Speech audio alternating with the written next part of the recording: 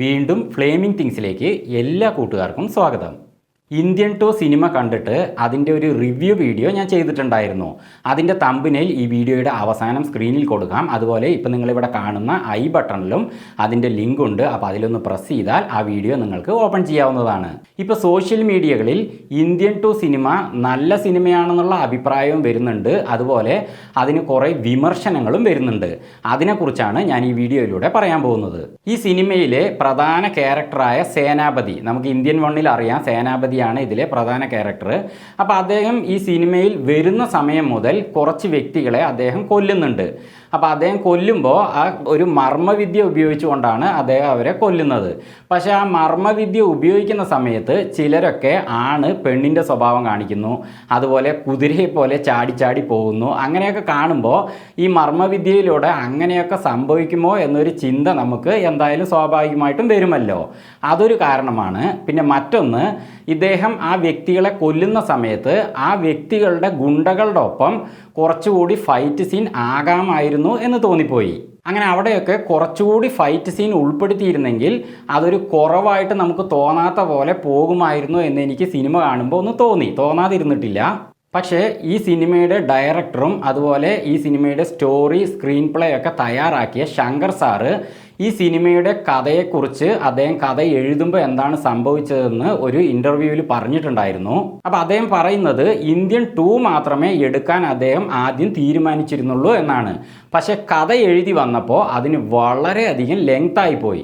അപ്പോൾ അതിൽ ആവശ്യമില്ലാത്ത ഭാഗങ്ങളൊക്കെ അദ്ദേഹം കുറച്ചപ്പോഴും അത് വളരെ ലെങ്തായിട്ട് തന്നെയാണ് ഇരുന്നത്. അപ്പോൾ അതുകൊണ്ട് തന്നെ ഇതിന് ഒറ്റ സിനിമയായിട്ട് എടുക്കാൻ പറ്റില്ല. അതുകൊണ്ട് എന്തായാലും ഇന്ത്യൻ 3യും എടുക്കേണ്ടി വരുമെന്ന് അദ്ദേഹം തീരുമാനിച്ചു.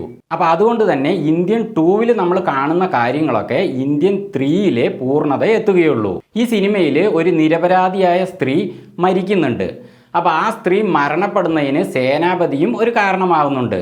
അതുകൊണ്ട് തന്നെ ഈ സിനിമയിൽ കാര്യങ്ങളൊക്കെ അദ്ദേഹത്തിന് നേരെ തിരിയുന്നുമുണ്ട്. പക്ഷേ ഒരു സീനിൽ സേനാപതി ആ സ്ത്രീയും അഴിമതിയിൽ ഉൾപ്പെട്ടിട്ടുണ്ട് എന്ന് പറയാൻ വരുന്നുണ്ട്. പക്ഷേ അദ്ദേഹം അത് പൂർണ്ണമായി പറയുന്നില്ല. അപ്പോൾ അതിനെക്കുറിച്ച് ഇന്ത്യൻ 3യിൽ ഉൾപ്പെടുത്തുമെന്നാണ് ഞാൻ വിശ്വസിക്കുന്നത്. അതുപോലെ തന്നെ ഇന്ത്യൻ 2വിൽ സേനാപതി വരുന്നത് എല്ലാവരും അദ്ദേഹത്തെ വിളിച്ചിട്ടാണ് എന്നാണ് എല്ലാവരും കരുതിയിരിക്കുന്നത്. പക്ഷേ അത് അങ്ങനെ അല്ല എന്നാണ് ഇന്ത്യൻ 3യുടെ ട്രെയിലറിൽ കാണിക്കുന്നത്. നിങ്ങൾ ഈ സിനിമ കഴിയുമ്പോൾ പെട്ടെന്ന് എഴുന്നേറ്റ് പോകരുത്. കാരണം അവസാനം പേരിടുന്ന സമയത്ത് ഇന്ത്യൻ 3യുടെ ട്രെയിലർ കാണിക്കുന്നുണ്ട്. അതൊരു ഗംഭീര ട്രെയിലറാണ്.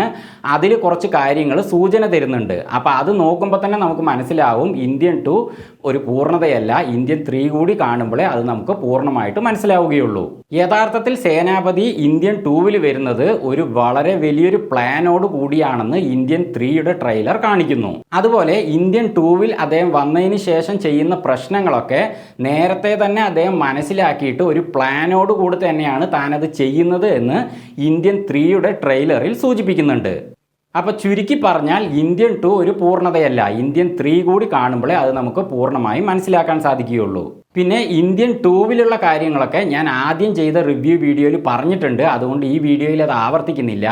ഈ സിനിമ എനിക്ക് ഇഷ്ടപ്പെട്ടോ ഇല്ലയോ എന്നുള്ള കാര്യങ്ങളൊക്കെ തന്നെ ഞാൻ അതിൽ പറഞ്ഞിട്ടുണ്ട്. അപ്പോൾ ആ വീഡിയോ കണ്ട് അതിൻ്റെ കാര്യങ്ങളൊക്കെ മനസ്സിലാക്കാം.